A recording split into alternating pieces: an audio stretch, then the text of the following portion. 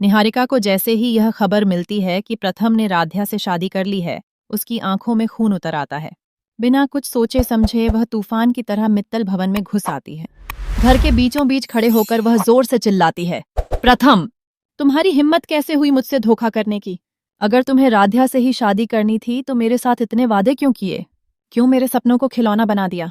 तुमने कहा था कि तुम्हारी दुल्हन सिर्फ मैं बनूंगी, लेकिन आज तुमने मुझे सबके सामने अपमानित कर दिया। उसकी आवाज गूंजते ही पूरा घर सन्न रह जाता है।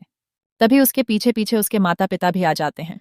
निहारिका की मां रोते हुए कहती है, प्रथम, हमने अपनी बेटी का हाथ तुम्हारे भरोसे पर रखा था और आज तुमने उसी भरोसे को तोड़कर उसे कलंकित कर दिया।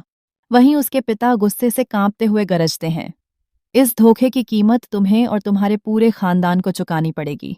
मैं तुम सबको बर्बाद करके रहूंगा। कुछ ही देर बाद पुलिस की गाड़ी मित्तल भवन के बाहर आकर रुकती है। सायरन की आवाज सुनकर पूरा परिवार घबरा जाता है। इंस्पेक्टर कड़क आवाज में कहता है, हमें शिकायत मिली है कि प्रथम मित्तल ने निहारिका से शादी का झूठा वादा करके धोखाधड़ी की है। हमें उन्हें अभी के अभी हिरासत में लेना होगा। जैसे ही पुलिस प्रथम की ओर बढ़ती है, राध्या तुरंत उनके सामने आ खड़ी होती है। उसकी आंखों में आंसू होते हैं, लेकिन उसकी आवाज लोहे जैसी मजबूत। आप मेरे पति को इस तरह गिरफ्तार नहीं कर सकते।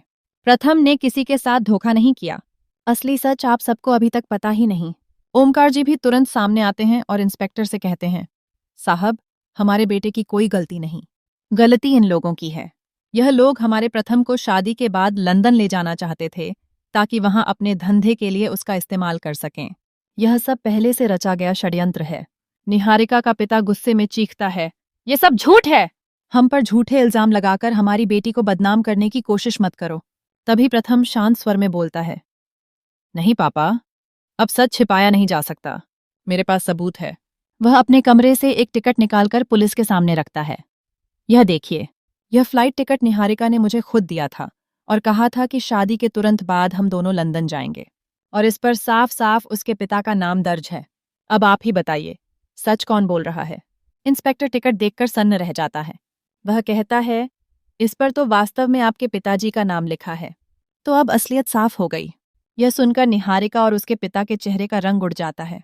दोनों एक दूसरे को देख भी नहीं पाते। इंस्पेक्टर गुस्से में कहता है, आप लोगों ने पुलिस को गुमराह किया, झूठा केस दर्ज करवाया और एक निर्दोष इंसान को फंसाने की कोशिश की। इसके लिए आप लोगों पर कानूनी कार्रवाई हो सकती है। निहारिका का पिता हाथ जोड़कर गिड़गिड़ाता है, साहब, हमसे गलती हो गई, दोबारा ऐसा नहीं होगा। पुलिस उन्हें कड़ी चेतावनी देकर लौट जाती है, लेकिन पुलिस के जाते ही हवाओं में सन्नाटा छा जाता है।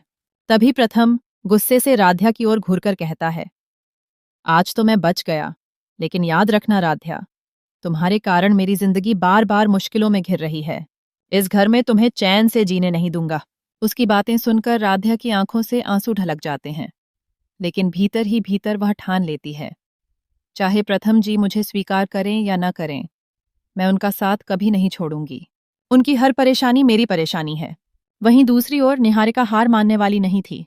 वह मन ही मन कस्में खाती है, प्रथम को मैं हर हाल में अपने जाल में फंसाकर रहूंगी, चाहे जितनी भी चालें क्यों न चलनी पड़ें, उसे मैं लंदन लेकर ही जाऊंगी।